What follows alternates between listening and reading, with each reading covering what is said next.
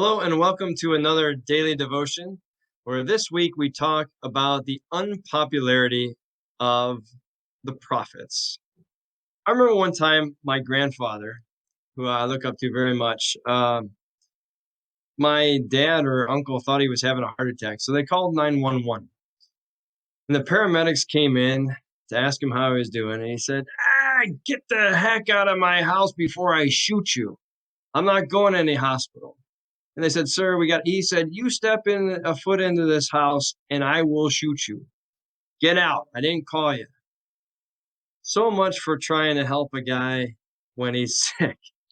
I'm not advocating that anybody do that when you're showing symptoms of a heart attack or any kind of other serious medical injury.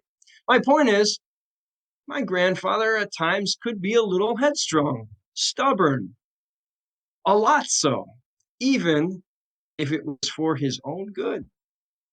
Well, in the second chapter of the book of Ezekiel, we talked a little bit about Jeremiah already. People didn't like him. Well, people didn't care for Ezekiel too much either. God says, listen, I've got some stubborn, hard-headed, thick-skinned, thick-skulled people. And they're not really all that interested in following my ways. No, they do whatever they want. Everybody does their own thing. Nobody seems to really want to dig in and do the hard work of living into my commandments. So you, Ezekiel, go tell my stubborn, wayward, rebellious people to get their act together. I'm going to give you this scroll. You eat what I give you, and don't be rebellious like a prophet like my people. And Ezekiel's another one.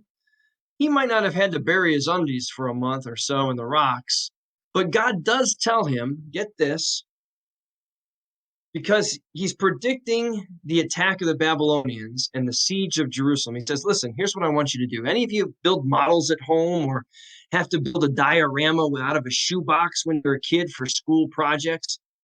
Well, God says, I want you to build a mock-up Jerusalem, mountains and all. Build the walls, the temple, get some pop bottlers or something to be, the garret and the granary. And then I want you to, get some toy soldiers for the Babylonians outside. And then I want you to tie yourself up with ropes to little mini siege works, lie naked outside of Babylon, outside of the model city for 180 days. Do it in full public view. We're not talking about, I want to paint you from the Titanic. No. We're talking about a prophet of God stripping down in the buff to get people's attention. Well, what the heck is that guy doing? Yeah.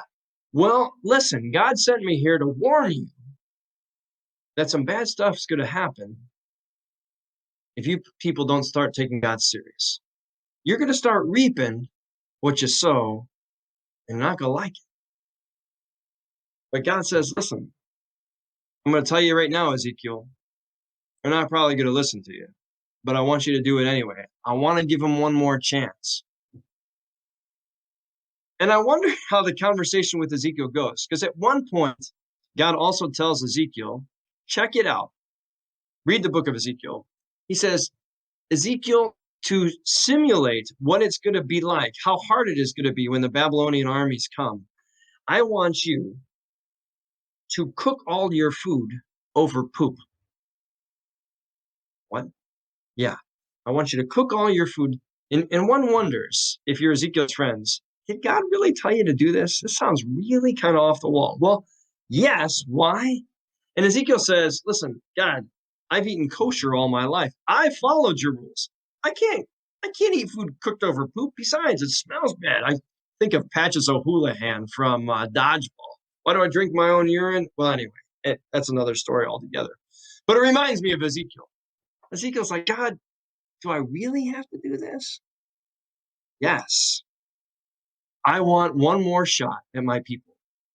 A God who, despite every evidence that people don't care at all and have closed their hearts to God, God says, do whatever I tell you to do to get their attention. So it begs the question, though the story may seem crazy and weird to us, Does God have your attention and mine? And what might it take to wake us up out of our own stubbornness, hard-headedness, and inflexibility to be open to the Spirit speaking to us in our lives? We're just too busy. I got stuff scheduled for that day. I go to church. What else is there for me to know? I got it already. And God says, no, you don't. Let me introduce you to a guy named Ezekiel. Careful what you ask for.